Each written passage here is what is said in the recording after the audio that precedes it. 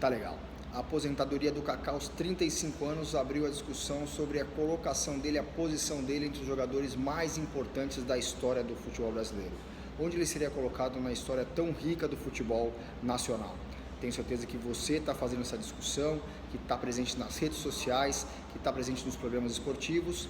E eu, claro, também vou dar o meu palpite, meu pitaco, onde o Kaká, que jogou pelo São Paulo, pelo Milan, pelo Real Madrid, pelo Orlando City, pela seleção brasileira, foram 755 jogos, 240 gols, que merece uma história, merece ser analisada, sobretudo porque ele é o último jogador a se aposentar, a ter ganhado a bola de ouro antes dos dois fenômenos Messi e Cristiano Ronaldo.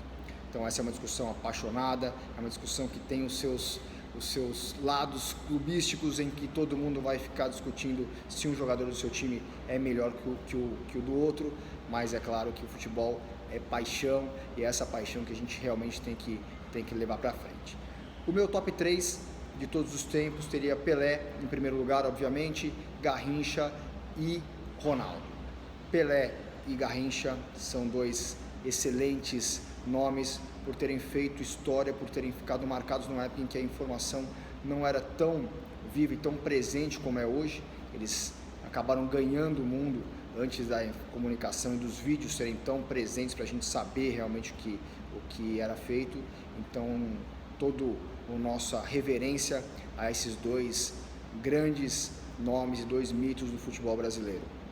E o Ronaldo, claro, conquistou uma Copa do Mundo em 2002, junto com o Rivaldo, é verdade, mas tem um período pré e pós-contusão ali que ele consegue se reinventar e consegue ser referência para vários outros jogadores. No meu top 10 também estariam, obviamente, o Zico, o Romário, tem o Falcão, o rei de Roma, a gente não pode esquecer o Falcão, é um nome que acaba sendo polêmico se você colocar entre os 10 mais, porque alguns não veem tanta importância nele, mas o Falcão naqueles anos 80 foi um jogador espetacular, fenomenal, chegou na Roma que estava muito mal lá no campeonato italiano, conseguiu fazer com que o time tivesse uma grande harmonia para jogar e chegou até a final da Champions contra o Liverpool em 84 e que eles perderam.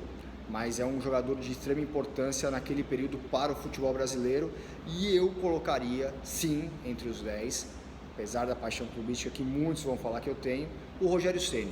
O Rogério Ceni que fez 132 gols na carreira e as pessoas acabam argumentando que o Chilavert possa ser mais importante que ele, por ter feito os gols antes dele, mas o Rogério tem uma importância além dos gols que ele fez. Ele acaba transformando a posição de goleiro ao colocar o pé como mais uma ferramenta dessa posição, né? O Rogério acabou jogando muitas vezes como líbero do São Paulo, o que mudou taticamente o posicionamento do time, e hoje parece um pouco improvável você não ter um goleiro que saiba jogar com os pés, independente se ele faça ou não gols, né? O Neuer, por exemplo, da Alemanha, está aí para mostrar essa importância e o quanto isso faz o time se movimentar muito bem. Então o Rogério mudou um pouco da posição do goleiro, acho que ele tem uma importância para o futebol brasileiro e para o futebol mundial. E obviamente que os últimos anos da carreira dele poderia ter abreviado esse período para não ficar marcado por alguns lances ruins, mas ele tem que estar sim, ele está no meu top 10.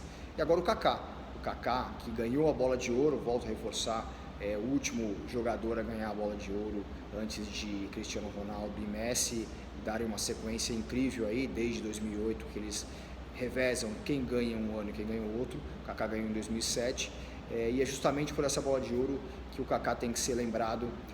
O Kaká fez 2 ou 3 excelentes temporadas, 2005, 2006, 2007, 2008 a gente pode colocar também, são anos espetaculares na carreira dele. Ele atingiu o pico da carreira nessa Champions League que o Milan venceu e que ele foi o artilheiro, a única vez na carreira dele que ele foi artilheiro de um campeonato com 10 gols nessa Champions.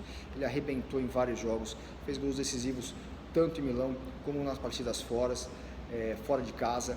Então, a hora que o jogador atinge esse pico e a gente consegue enxergar isso, tem uma importância brutal. Ele faz parte de uma geração do futebol brasileiro que é muito criticada por não ter conseguido ganhar títulos, né? 2006, sobretudo, uma seleção que tinha todo o potencial para chegar muito longe na Copa do Mundo e acaba perdendo para uma França 1-0 num jogo em que o Zidane arrebenta, mas é uma seleção que até o próprio Kaká fala que era a que tinha mais condições de ser campeã do mundo, por todos os nomes que reunia naquele elenco, naquele time, mas que acabou ficando pelo caminho, e as vaidades que a gente ficou sabendo depois, cada um querendo bater um recorde, a falta de comprometimento, né, o peso dos jogadores naquele período, o Ronaldo e o Adriano, sobretudo, acabaram pesando bastante e atrapalharam, por exemplo, o ano que seria do Kaká conquistar essa Copa do Mundo. Em 2010 ele também não fez uma Copa ruim, ele faz uma Copa interessante. O Brasil vai bem, joga bem o primeiro tempo contra a Holanda e acaba sucumbindo no segundo tempo por grandes falhas ali que acabam custando a classificação, e até o Brasil também ir mais longe e chegar numa final contra a Espanha, por exemplo. Então, sim, o Kaká está, para mim, entre os top 20 do futebol brasileiro.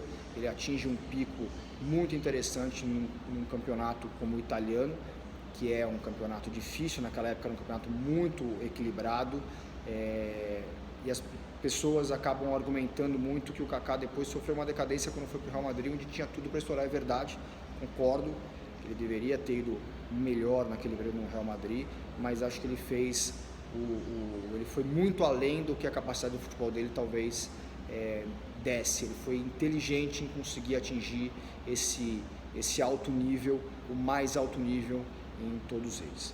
Então é isso, a minha lista eu vou deixar completa lá no Facebook para você criticar e debater comigo, e a gente se vê no próximo vídeo. Antes disso, não esqueça de se inscrever no meu canal para ficar por dentro das minhas opiniões e dos meus comentários.